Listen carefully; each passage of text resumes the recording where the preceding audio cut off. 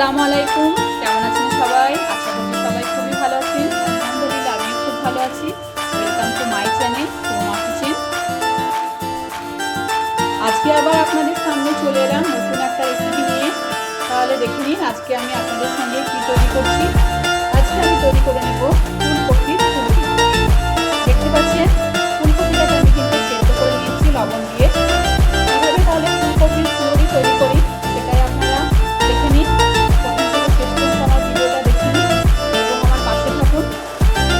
রান্নাটা যদি আমার ভালো লেগে থাকে তাহলে অবশ্যই কিন্তু আমার চ্যানেলটিকে সাবস্ক্রাইব করবেন, কমেন্ট করে জানাবেন আমার রান্না কেমন লাগছে, অবশ্যই একটা লাইক দিয়ে দেবেন। তাহলে প্রথমে আমি কী করছি, কীভাবে তৈরি করছি আপনারা দেখতে থাকুন আমার রেসিপিটা। তাহলে বন্ধুরা আপনারা তো দেখতে নিয়েছে ফুলকপিটাকে আমি সেদ্ধ করে নিয়েছি লবণ দিয়ে, খুব ভালোভাবে কিন্তু আমি সেদ্ধ করে নিয়েছি। এবার আমি ফুলকপির মধ্যে কিছু উপকরণ মিশাবো, সেগুলো আপনারা দেখে নিন। প্রথমে আমি দেবো হলুদের গুঁড়ো, তারপর দেবো লবণ। যেহেতু ফুলকপিতে লবণ দিয়েছি তাই লবণের পরিমাণটা কিন্তু একটু কম দেবো।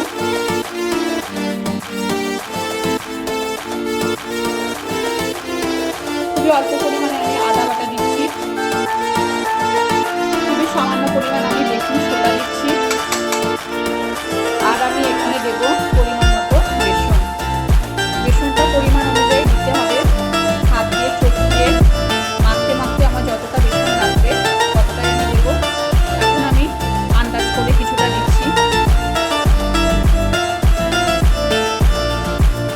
এবার আমি হাত দিয়ে ভালো করে মেখে নেব বেসন আর ফুলকপিটাকে। বেসন আর ফুলকপিটাকে আমি এবার হাত দিয়ে ভালো করে চটকিয়ে মেখে নেব। আমার যদি মনে হয় যে এখানে আমার একটু পানি দেওয়ার প্রয়োজন আছে তাহলে কিন্তু আমি একটু পানি মেশাবো। আর যদি মনে হয় আমার আরেকটু বেসন লাগবে তাহলে কিন্তু আমি আরেকটু বেসনও এর মধ্যে দেবো। আমার একটু পানি লাগবে মনে হচ্ছে, তাই আমি একটু পানি মেশাবো এখানে।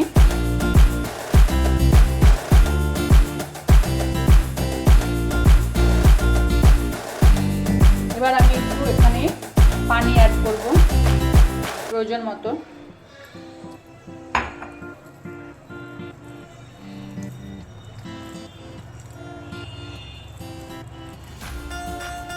ফুলকপিগুলোকে কিন্তু একদম হাতের সাহায্যে ভালো করে মিহি করে নিতে হবে।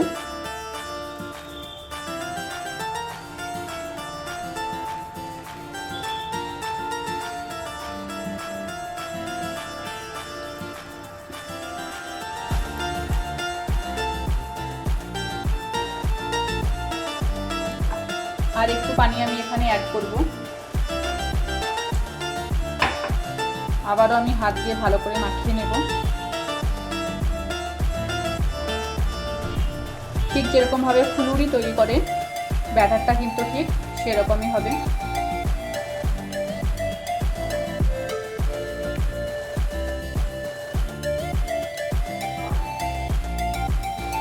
দেখুন ব্যাটারটা কিন্তু ঠিক এরকম হচ্ছে। আপনারাও কিন্তু এরকম ভাবেই তৈরি করবেন ব্যাটারটাকে। আমি কিন্তু ব্যাটারের মধ্যে কাঁচা লঙ্কা কুচি দিয়ে দিলাম। এবার আমি হাত দিয়ে ভালো করে মাখিয়ে নেব।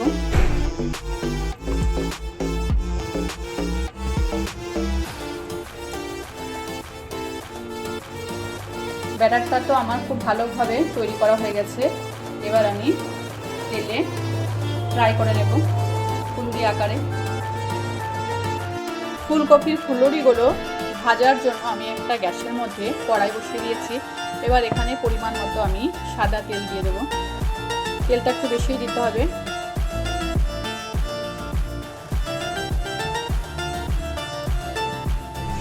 তেলটা গরম হয়ে গেছে, এবার আমি ফুলুরিগুলো তেলের মধ্যে ছেড়ে দেব। আপনারা আপনাদের পছন্দ মতো সাইজ করবেন।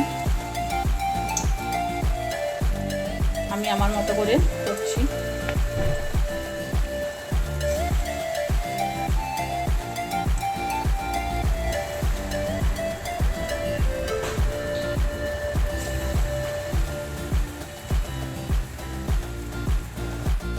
পকোড়াগুলো এবার আমি এক সাইড উল্টে দেব।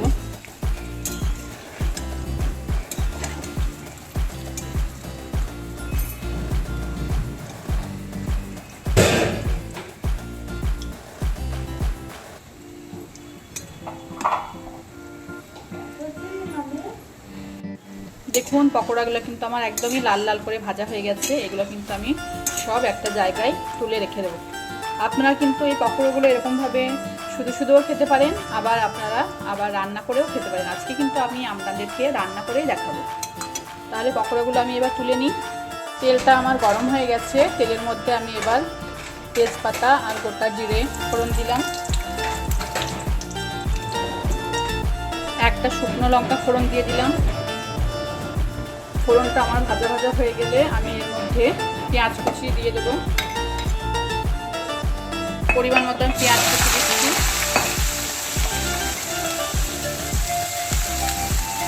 পেঁয়াজটাকে আমি হালকা ভাজা ভাজা করে নেব। পেঁয়াজটা আমার হালকা ভাজা ভাজা হয়ে গেছে। এবার আমি এর মধ্যে একটা টমেটো কুচি করে দিয়ে দিলাম।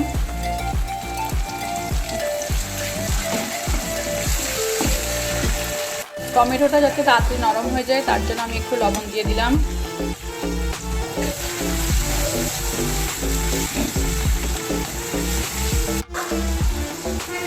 টমেটোটা একটু নরম হয়ে গেছে। এবার আমি এর মধ্যে সমস্ত মশলাগুলো অ্যাড করে দেবো। প্রথমে দেবো আদা রসুনের পেস্ট, তারপরে দেবো হলুদ গুঁড়ো, তারপরে দেবো জিরে গুঁড়ো, তারপর দেবো ধনে গুঁড়ো। মশলাটাকে ভালোভাবে কষানোর জন্য আমি একটু পানি অ্যাড করবো এখানে।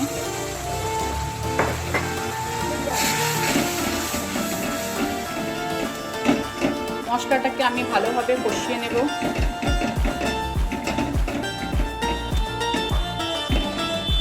কয়েকটা লঙ্কা দিয়ে দিলাম আমি এর মধ্যে।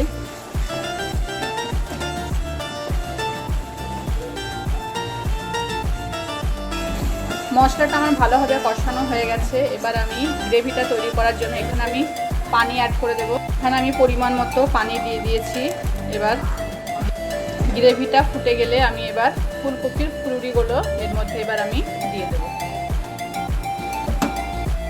দেখতেই পাচ্ছেন গ্রেভিটা ফুটে গেছে। এবার আমি ফুলুরিগুলো এর মধ্যে দিয়ে দেব।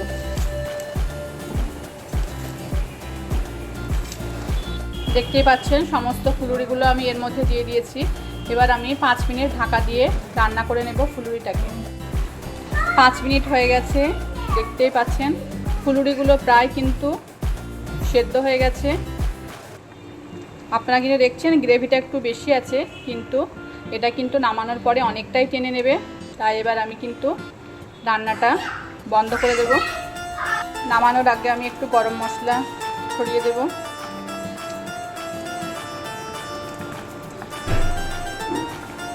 ভালোভাবে নাড়াচাড়া করে নেব।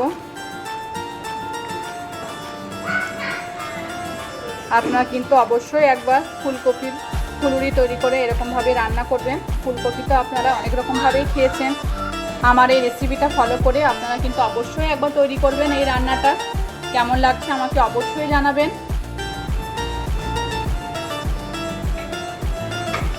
রান্নাটা কিন্তু আমার হয়ে গেছে। এবার কিন্তু আমি গ্যাসটা বন্ধ করে নামিয়ে কিছুক্ষণ ঢাকা দিয়ে রেখে দেবো। আবার কোনো দিন আপনাদের সামনে নতুন রেসিপি নিয়ে হাজির হব। আজ আসছি। খোদা হাফেজ। সবাই ভালো থাকবেন।